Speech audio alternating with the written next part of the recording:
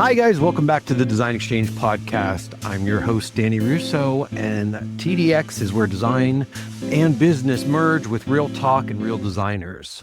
We're going to dive into some hot topics that are shaking up the furniture and interior design world today.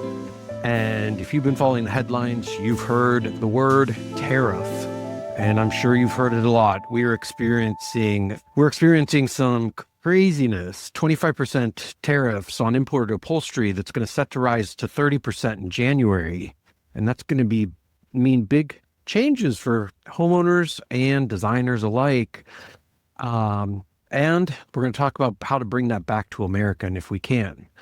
Joining me today is one of my amazing friends, Barrie Livingstone.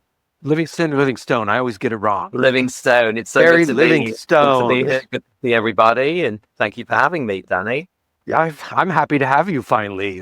We met, I have the exact date because I found the exact picture, which I'm going to drop into here, but we met at market on October 14th, to be exact, of 2018, which was when we were in a very different place at that time.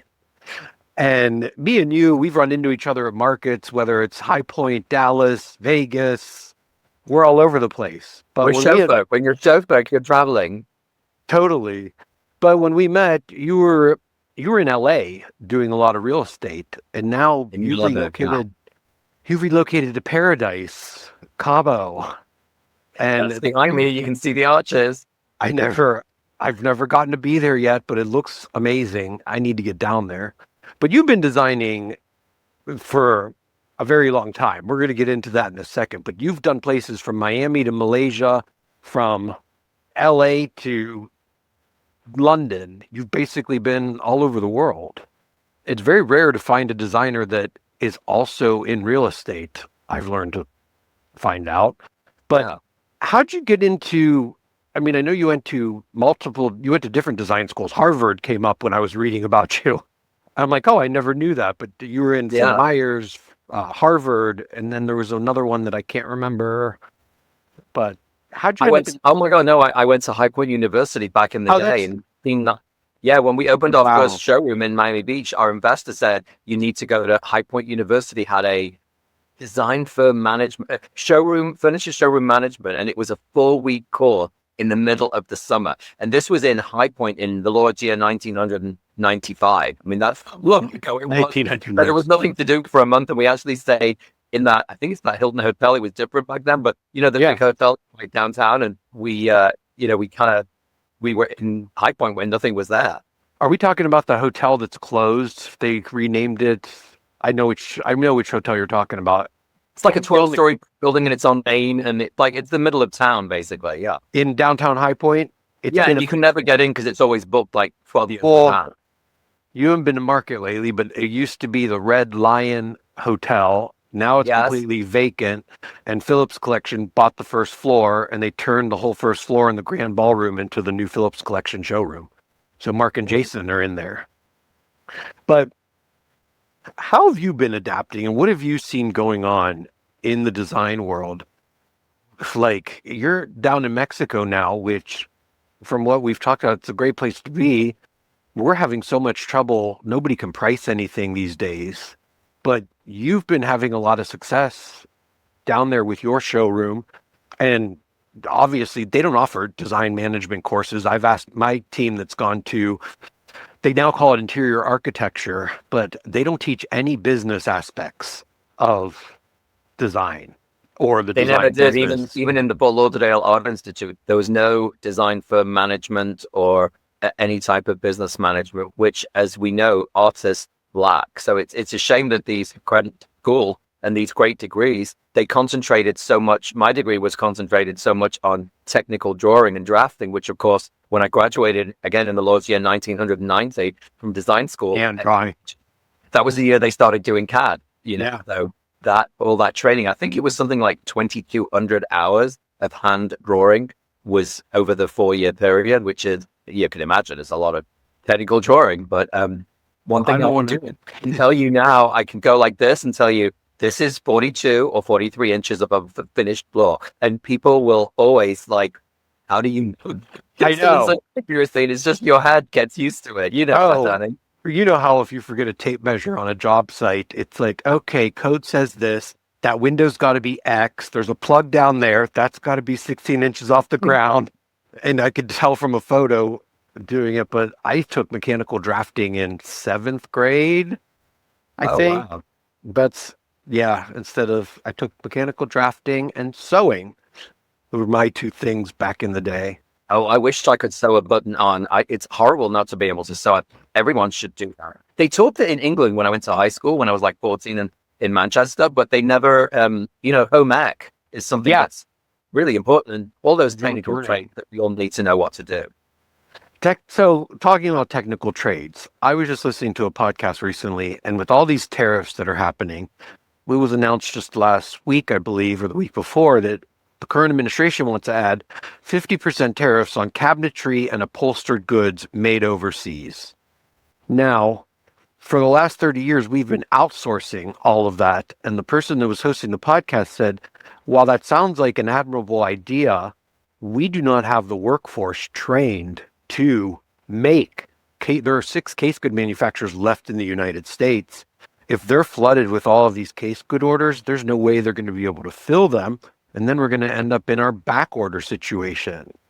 And it's just, what are your thoughts on where we're going in that direction or how that's going to affect us?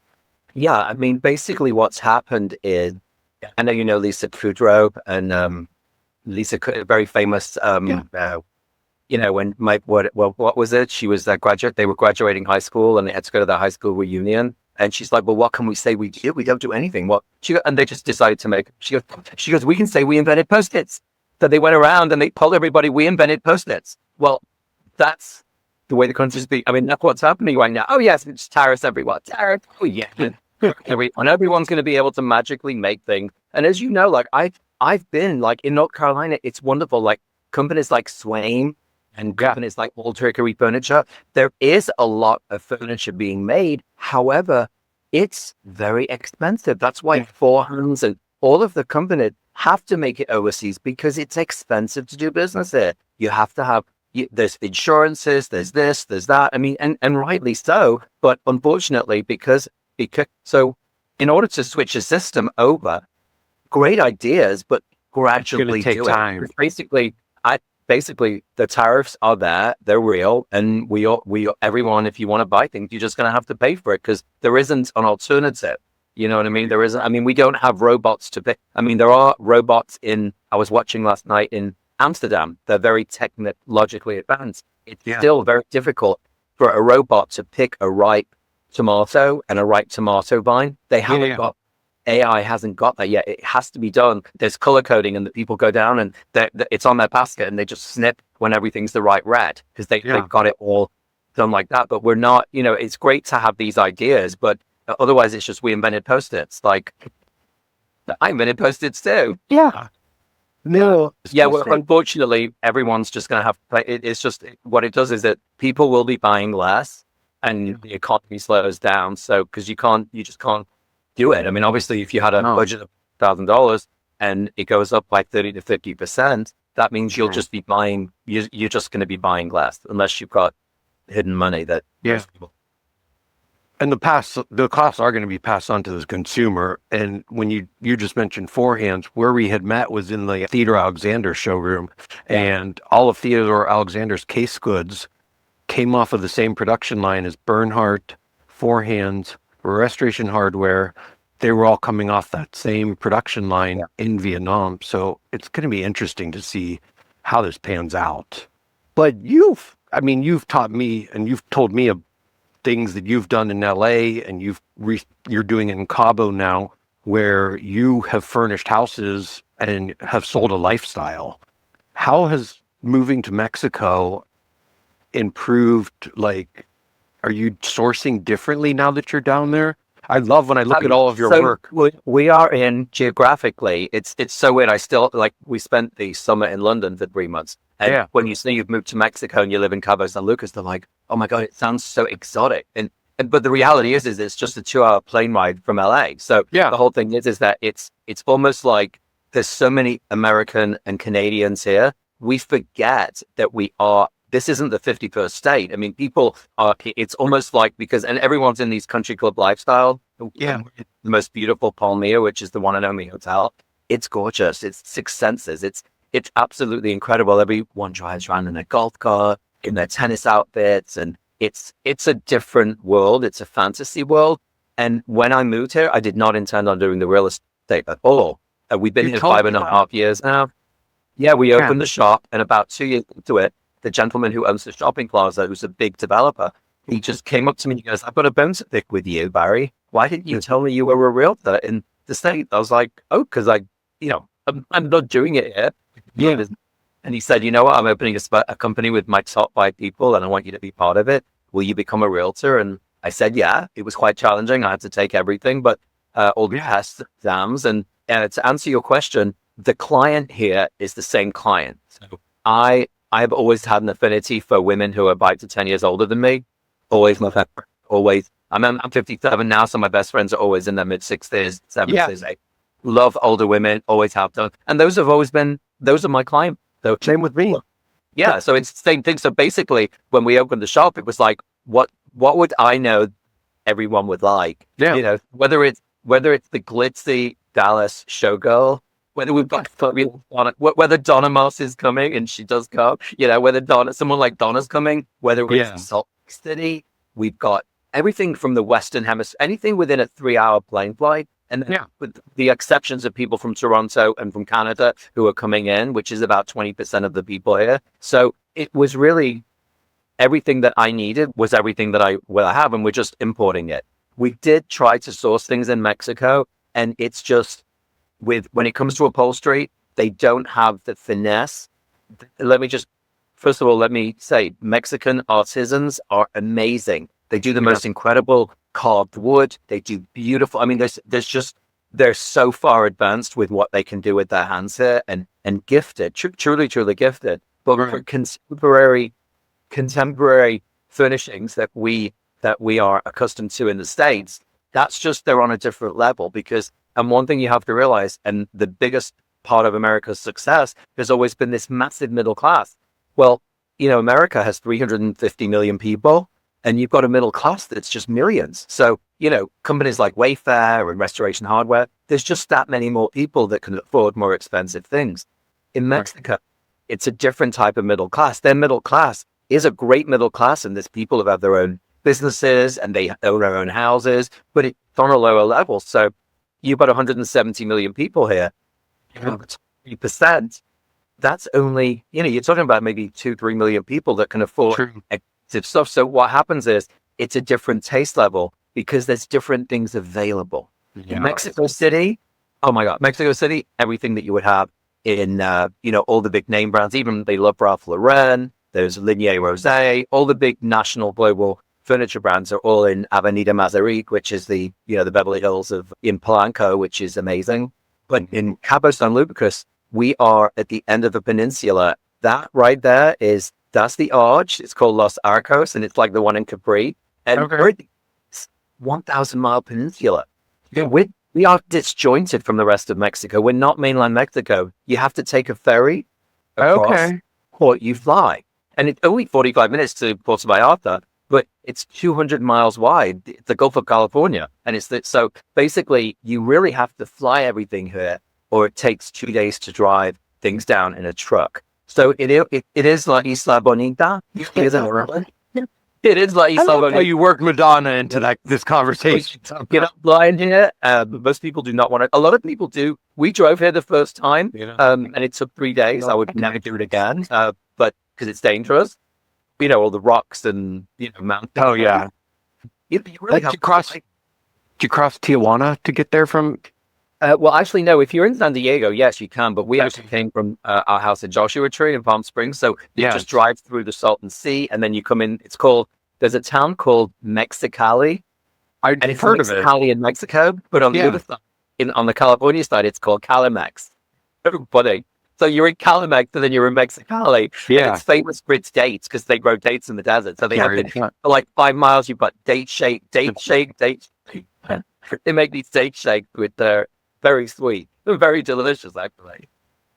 Are you doing a lot of turnkey design? I remember when you were in Joshua Tree and you even told me that you would sell a house, you'd either buy the house, or if you were listing the house, you would furnish it to your aesthetic, and people were buying it with all the furnishings in it because you would furnish it as you would as if you were if they were hiring a designer. But do you find here in the Cabo area, every property is sold fully furnished. Every really? As it. Yeah, it's very unusual in our price range. It's very unusual for a house to be sold empty. So basically, usually there will be a caveat. It'll say, like, if someone has, things are excluded, like certain pieces of art or glasses. We have one client who actually, she redid the property, and there was these wine glasses from Gillesca. Gillesca, those gorgeous wine glasses. They're like $120 each. She had bought 16 of them. Okay, 16 glasses, and then a whole load of 16, like the wine glasses, the white wine, whatever. So there was about, let's say, $10,000 of glasses. Yeah. She didn't realize when she was selling the house, she forgot to take certain things, and they moved into the other house. Well, of course, the woman who was buying that opens the kitchen cabinet, as any good woman will do, even if she's not going to cook. Here in the kitchen, and she's like, "Oh, I love these Gillette glasses. Great, great, great." Well, at the end of the thing, it was like, the woman was like, she goes, "You can't take those Gillespie glasses. They were there." No, it was one of those things where she kind of forgot. So, but again, this is learning for me. So I tell all of my, because sometimes I have my designer and I have my real estate hat, but they're really both the same person. So, but the great thing is that now when I go on a listing appointment, I always tell people, before we take the pictures, if there's anything that's not just give me the exclusion list, and things that that are personal, like a Lalique vase that's don't put all that stuff away so that no one sees it, and then no one can say, "Oh, I really wanted that." So we have that to deal with. But yeah, when you sell a complete package and it's done, you know what? If you don't like one or two pieces, you know what? I mean, you're not going to like every single piece, but at the end of the day, is it furnished? Can you move in? Yes. And I also tell people when they move into the house, and there's a lot of people have husbands who say, "Oh, we just bought a fully furnished house. Why do we want to furnish it?" Well, because right? Yeah. I tell my clients, the ladies, I tell them to take the few pieces that they don't like and just put it in the garage and then slowly, get a few pieces. I do the same thing. Not everybody's like that, but I would say 30% of the clients are like, not like we have to do secret moves. You know what I mean? How did you end up so you've basically covered all of my favorite cities in the world. I love the UK. I love London. From London, you ended up with a showroom in Miami, right? Was Miami? Yeah, Miami Beach. I was there for one of my favorite places for 20 years. But what brought you from London to America? I always say that, the 1990s seems so long ago than anything with the 19 in front of it. So I always say the good Lord's year 1900. And we moved, my aunt moved, my mum's sister, they're very close. They moved to Fort Lauderdale from Manchester. And we followed in 1980. So I was 14, almost 15 when we moved. It was a shock, like an earth shattering. I mean, that was back in the day. No phones, no cell phones, no communication with any of my friends. And all of a sudden, that's when I started when I wrote my book in Malibu years later, I realized that was a defining point in my life. Suddenly I went from jolly old England with these manor house. I was obsessed with manor houses and how people lived. Because it was so different, and it was different for wealthy people and different for, people of nobility. And then all of a sudden I found myself in Fort Lauderdale on the edge of a recently drained swamp in a peach stucco building that had drywall and cottage cheese on the ceiling and this square box of a room. And I was like, it was like the swamp. Back then, Fort Lauderdale wasn't even happening, was it? Back in 1982, there was 4 million people in the state of Florida. There are now 6 million people in Miami, and there's 21 people in the state. And remember, there was just one zip code for the whole state. Remember back in the day? It was a 305 for everything. And then when all of a sudden Orlando got its own 407 or whatever it was. God, the state is sitting into the Confederacy. Well, Oh, Florida. Florida's fun. I mean, we're going to KBIS there. This is the last year that the Kitchen Bath Industry Show is going to be held in Orlando. And then they're going to keep it in Vegas going forward. I'm kind of excited to go. I used to love the shows, Danny. I have to tell you, and I miss the camaraderie of everyone. Yeah. Obviously, I still keep in touch with people like yourself and everything. Yeah. But because we are so busy and so we never get to see each other. You know, but also remember, you and I are very similar. Like I'm obsessed with design. I'm obsessed with real estate. So the whole time, it's like I'm never like I know what's coming up. I see everything. Like I have a voracious appetite for it. So. Same. And then what we found out, because you know, and also for us to fly to North Carolina, we have to go Cabo, Dallas, Greensboro, or Cabo. If we're lucky, we can get a Cabo, Charlotte, and then drive, which is not the best thing. But it takes a day to get there and a day to get back. And you can't do it in less than 4 days. Well, I can't just take a week for me to go. And what we did it for the first 2 years, and then realized, you know what? And thank God. My husband, Alex, runs the company. He's a CPA. Yeah. He's got the CPA brain. That's how you got the good business administration going on. You have Alex.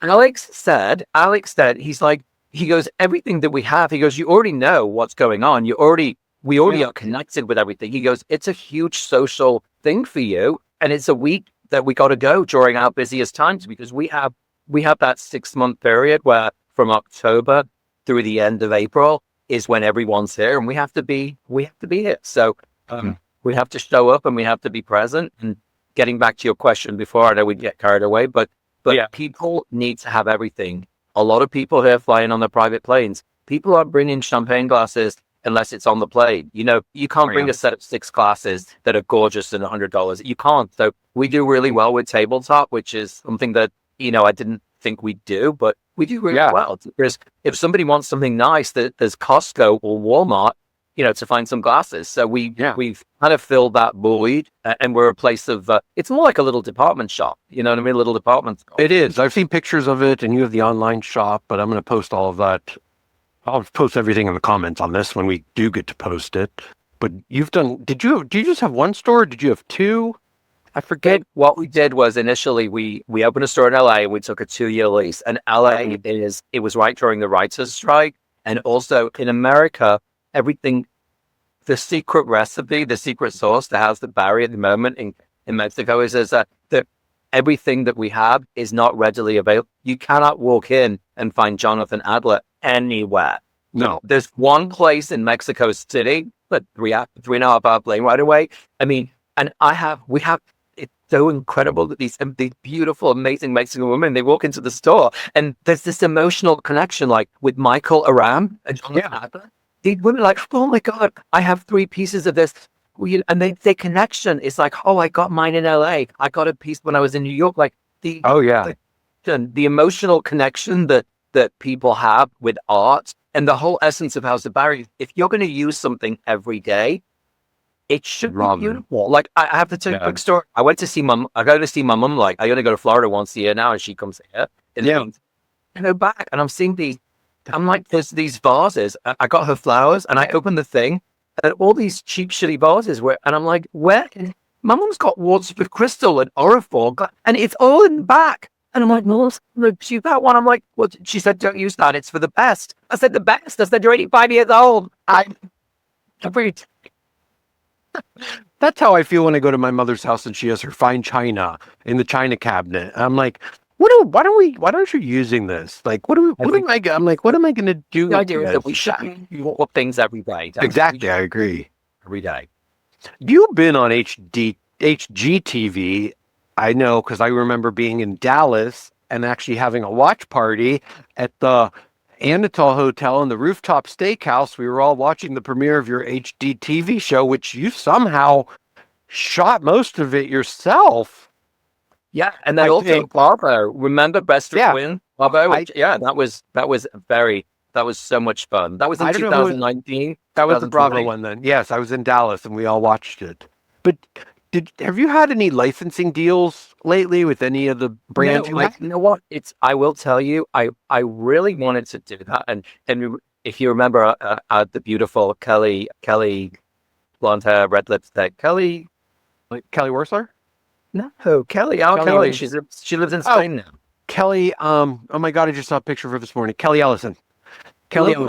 She's amazing, and she's the queen of it.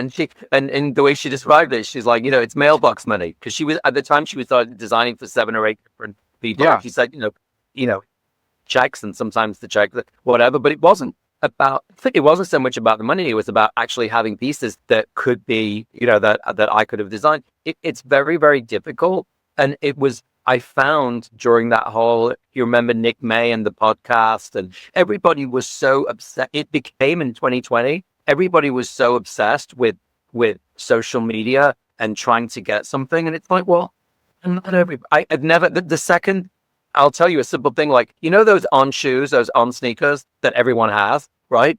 Well, yeah. What? Excuse me. The first time I saw them in Beverly Hills, and I bought a pair. I bought 2 pairs actually. Absolutely loved them, and then I noticed it's everywhere now. When I tell you it's everywhere to the point that it's everywhere. Like it's just like overexposed. I wear them for comfort now. I wore them for style originally, and I think that anyone who's a trend tracker, the second it's everywhere, and the second everybody wants to do it or is trying to do it, I'm done, because you know what? I don't need to prove anything. I'm not trying to prove anything. And I also believe that if something doesn't come to you easy, you do have to fight for things and you have to go after things. But as Madonna, if I can quote Madonna, if you have to ask for something more than once or twice, it wasn't meant to be. You're right. I do it the same way with clients. If somebody wants to use me, we're a small firm. I don't want to be a massive firm. I don't want to manage people. You're managing people. We do. We're boutique design firms. Yeah. So if people want to work with me, I have a 3-time rule. I will always, I email and I phone, like I text and I email, and I'll do it 3 times. After 3 times, Muhammad, you can't bring Muhammad to the mountain. You know what I mean? Yes. Like, so if somebody wants you, it's the same way with any kind of relationship. If they want you, if they're into you, they'll call. Yeah.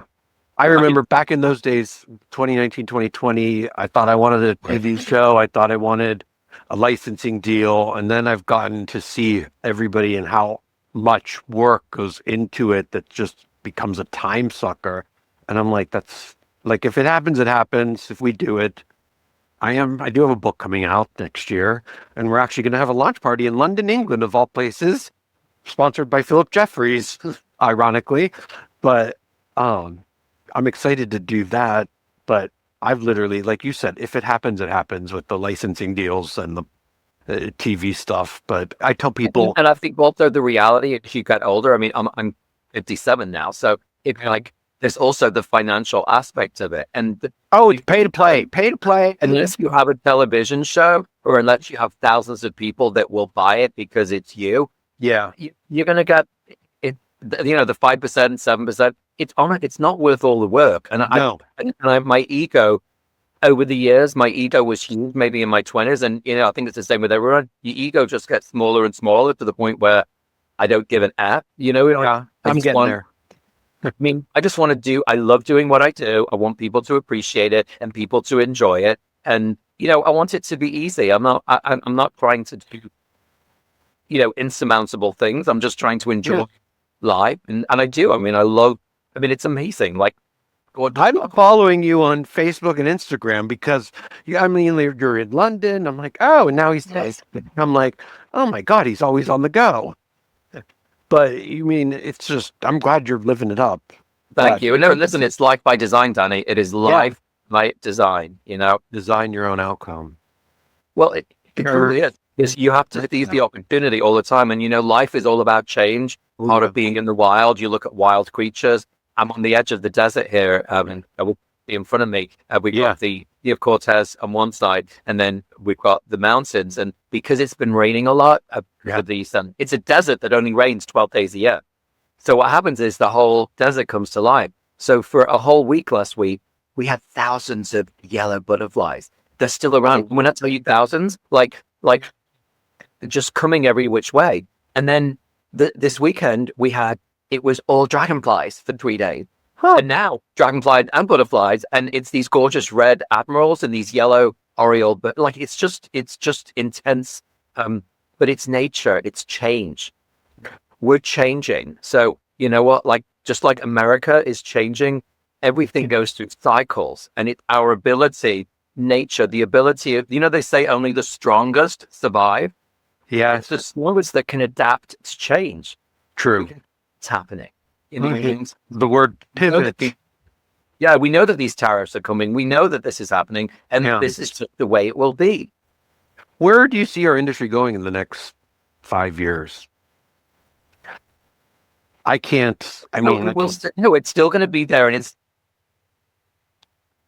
going to be strong. Remember, we're divided over the haves and the have-nots in a way that we haven't been since the Gilded Age. So our work is, again, we're working with the top 1%, the top 3%, and that's just what we do. So we will always cater to that, and that will always be there. Interesting thing, I'll tell you, in Malibu, when I first started doing the real estate in 2009, 2010, I had a lot of free time on my hands. I just had a couple of design jobs, and I really studied everything in Malibu. And one of the investors who wanted to buy, at the time, a $3 million house, invest like $1.5 million and then sell it for 10. Like what we had to do is I studied everything that sold in Beverly Hills and Malibu from 2006 to 2011 or 12, right? And we wanted to catch the rise before the fall, and then the fall, and then the slow climb back up, because it didn't start to move again until 2012, 2013. And what we found was the price per square foot in the multi-million-dollar thing. In Malibu, it was $1,500. It was about the same, $1,500 to $1,600 a square foot, and it didn't change. And the amount of sales only flowed by about 10%. It was basically untouched, because sometimes it was the same and sometimes it wasn't. And what that tells you is, know your brand. Luxury. And let me tell you something, honey. Luxury is not 12 by 12 marble tile with a 1-inch grout line. No. I went to the apartments in Baltimore once. Oh, the Ritz-Carlton luxury apartments in Baltimore, in downtown. This was in like 2001. Okay. We went in, and it was luxury apartments, and it was 12 by 12 cream and marfil in the bathroom with grout lines like 1/4-inch floppy. And I'm looking, and I'm like, and I just looked at the director of sales, and I said, luxury is not 12 by 12 marble tiles with a 1/2-inch marble grout. Not. And she didn't get it. I was like, this is supposed to be butt jointed. I don't know if we need a new word, but I think developers and real estate, they've kind of dirtied the word luxury and tried to say things were luxury, and it was truly not luxury. Yeah. And then the whole luxury word just got hijacked by anybody, pretty much. It's the same with the word elevated, Danny. You'll notice like 3 years ago, you never saw the word elevated. I don't want elevated. I don't want to know from elevated. What's elevated? Elevated is that. I mean, elevated. Everything, elevate this, elevate that. It's like, using the word elevate right now. And also curated. When I first curated Barrie, I almost want to take the word out now, because everything says it's curated, and it's like, curated is if it's handpicked and put together, but it's not if it's done with AI. You know what I mean? If it's done with, with all of that in mind. Curated is when a person has handpicked something to present them. You can curate poems. You can curate poems. Assembling. Curation is the assembling of a group of similar things. You know what I mean?